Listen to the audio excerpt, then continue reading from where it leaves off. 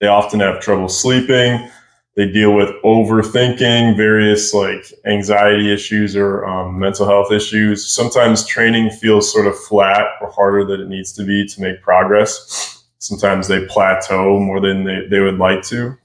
These are all really common symptoms of having a dysregulated nervous system. And so in this video, we'll go over a lot of ways that we can combat this, and also what are some of the main warning signs and what are some of the main ways that athletes sort of get into this negative cycle. There's essentially your sympathetic nervous system and your parasympathetic nervous system. So there's two different modes. There's like the go mode and then there's the relax mode, right? So our goal is to be able to move seamlessly in between both as an athlete. We don't want to be stuck in either one because they're both helpful, right? So the go mode is good for like when you need to work out, when you need that energy.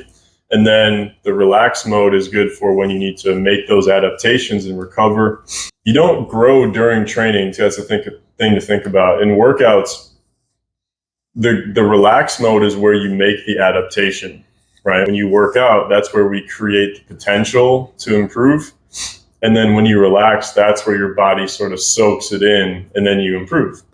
So if we can learn how to relax, regulate the nervous system, we'll improve reaction time, vision, decision-making, coordination, consistency, feeling focused, all these kinds of things. A lot of athletes, though, they do get in sort of like this negative feedback loop where it's you have caffeine, you have poor sleep, you're on phones a lot, you're playing video games, social media.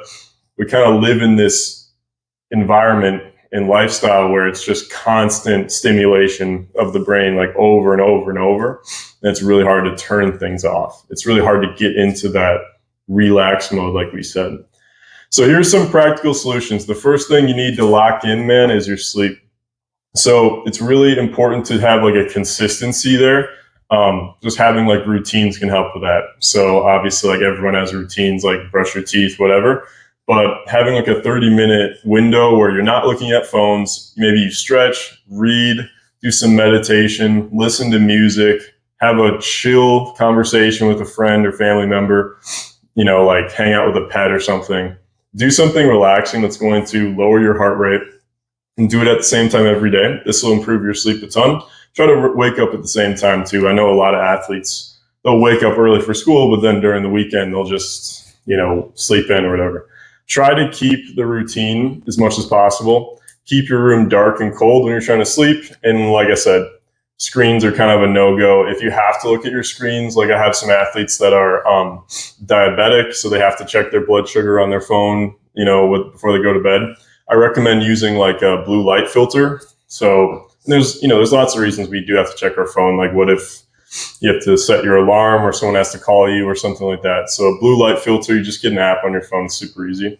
Also, after you train, I just made a short about this, but just sort of chill out. Take a second to meditate. You can do some light stretching. I like hanging on the bar or getting in like a deep squat and just sort of sitting there and taking some deep breaths. This can really, really help switch your body into that relax mode since you were just in the go mode. And this will actually improve your body's ability to gain muscle and make those adaptations. I love meditation, guys, and I do have some videos on that as well if you want to check out the shorts section of my channel.